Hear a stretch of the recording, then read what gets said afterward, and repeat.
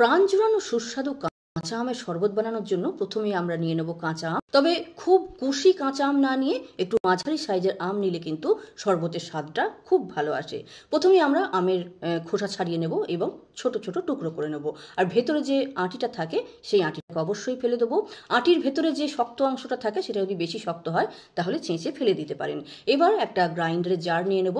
সেই জারে দেবো আমের টুকরো, পুদিনা পাতা, পরিমাণ মতো নুন, রোস্টেড জিরে পাউডার, চাট মশলা এবং মিষ্টির জন্য আপনি এখানে চিনি, গুড়, মিশ্রি বা বাতা যেটা আপনার পছন্দের সেটা আপনি এখানে নিতে পারেন। ভালো করে গ্রাইন্ডারে ঘুরিয়ে নেবেন।